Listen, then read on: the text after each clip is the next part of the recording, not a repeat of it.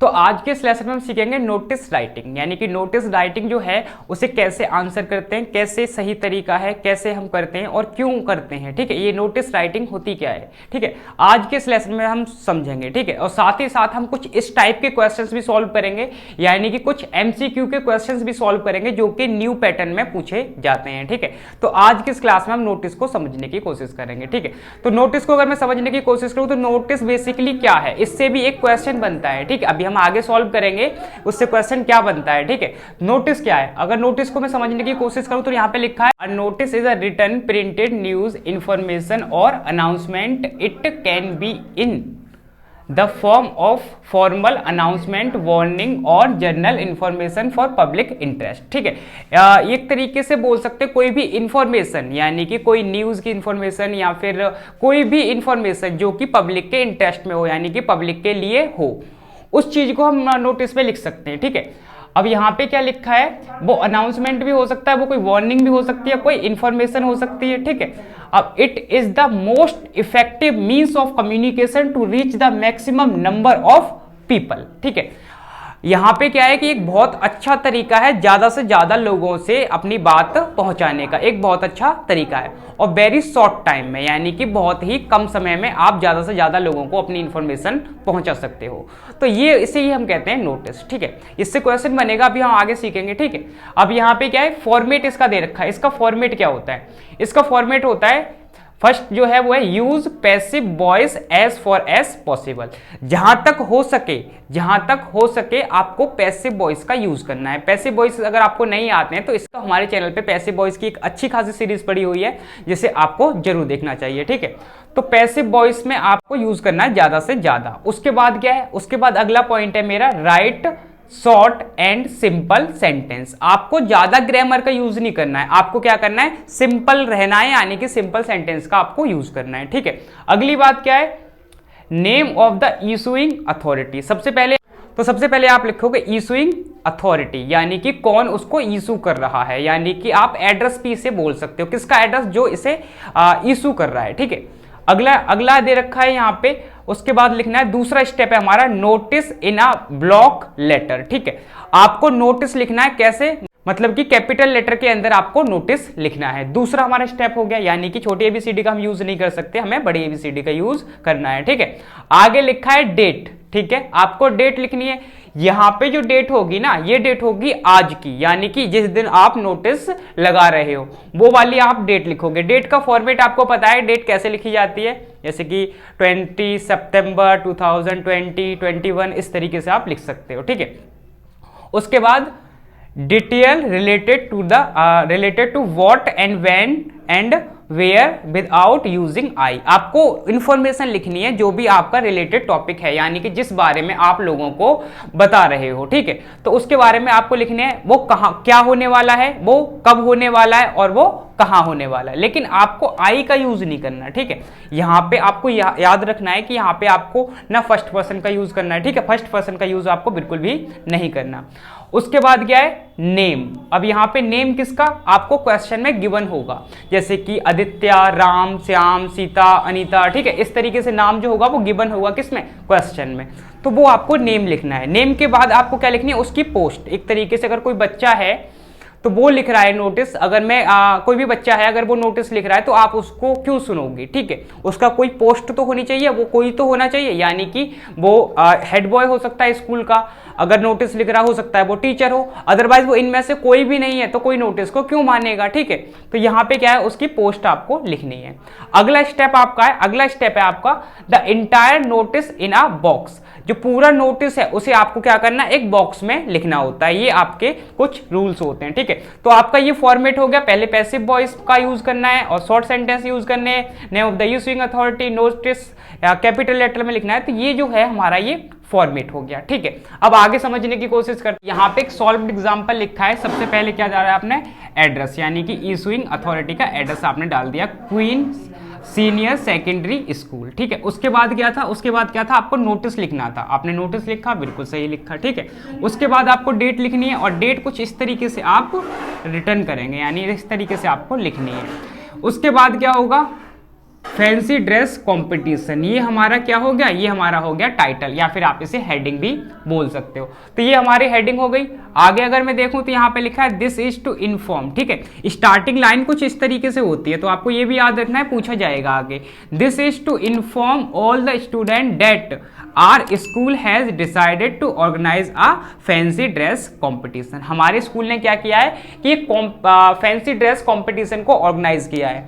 अब यहाँ पे क्या है, वो फैंसी ड्रेस कॉम्पिटिशन जो है वो कब होने वाला है, वो होने वाला है डेटेड 5 नवंबर। अब आपको थोड़ा सा यहाँ पे ध्यान देना है कि यहाँ पे जो डेट है वो डेट डाली आपने आज की, या फिर मैं बोल सकता हूँ कॉम्पिटिशन से कुछ दिन पहले की डेट, और यहाँ पे जो डेट डालोगे वो आपकी फाइनल डेट होगी, यानी कि जिस दिन आपका कंपटीशन या फिर जो भी प्रोग्राम है वो होने वाला है, ठीक है।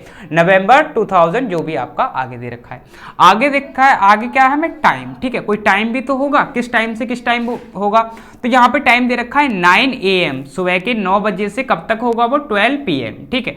अब वो कहाँ पे होगा, यानी एक पर्टिकुलर प्लेस भी आप बता सकते हो, जैसे कि वो होगा स्कूल के हॉल में, यानी कि हमारा जो स्कूल है उसके हॉल में ये होगा, ठीक है।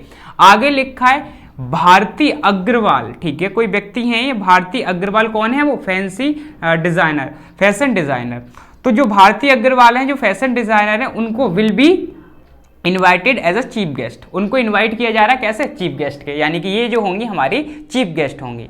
उसके बाद विनर विल बी रिवॉर्डेड, अब जो कोई भी जीतेगा उसे क्या मिलेगा, उसे इनाम दिया जाएगा, ठीक है। यहाँ पे भी ये पैसिव वॉइस का यूज हुआ है, आपको थोड़ा सा ध्यान देना है, ठीक है। आगे दे रखा है whoever, whoever का मतलब जो कोई भी, whoever wants to participate, जो कोई भी पार्टिसिपेट करना चाहता है वो क्या कर सकता है, मे कॉन्टेक्ट टू अंडरसाइंड।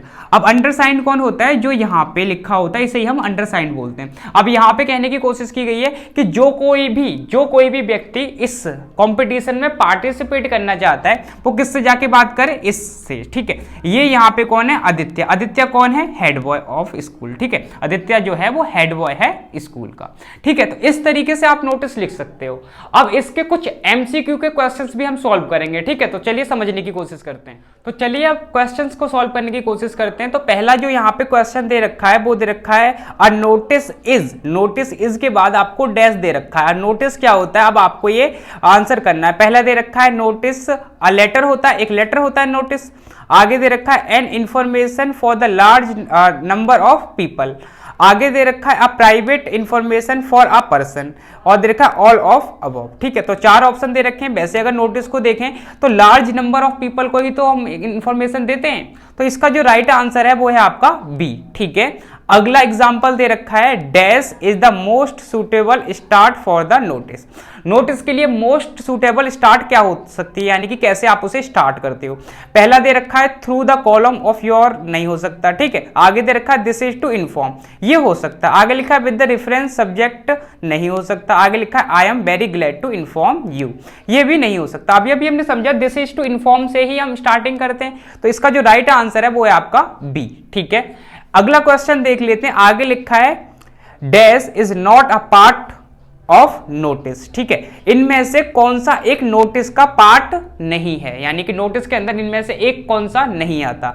देखो अगर मैं समझूं तो नोटिस के अंदर सिग्नेचर आते हैं, बिल्कुल आते हैं। हेडिंग आती है, बिल्कुल आती है। डेट आती है, बिल्कुल आती है। लेकिन सैल्यूटेशन नहीं आता, ठीक है। नोटिस के अंदर हम कभी सैल्यूटेशन नहीं देते, सर या मैडम ऐसा हम नहीं बोलते। तो यहाँ पे जो राइट आंसर हो गया वो हो गया हमारा ए।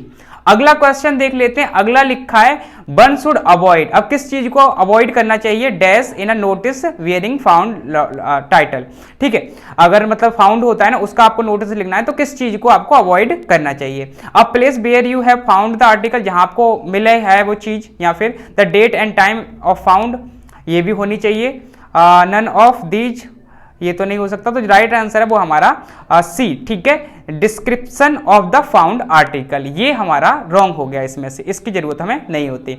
आगे देखते हैं। अगला एग्जांपल दे रखा है dash comes in between the heading and signatory portion in the notice, ठीक है। इनमें से मतलब क्या क्या आता है, मतलब कि आपको बताना है कि जहां पे साइन करते हैं और हेडिंग होती है उसके बीच में क्या आता है, जहां पे आप साइन करते हो और उसके बीच में, ठीक है। अब पूरा क्या आया है ये आपको आंसर देना है। आगे दे रखा है यहाँ पे body, date, name of organisation या फिर हेडिंग, ठीक है, हेडिंग तो पहले ही दे रखी है।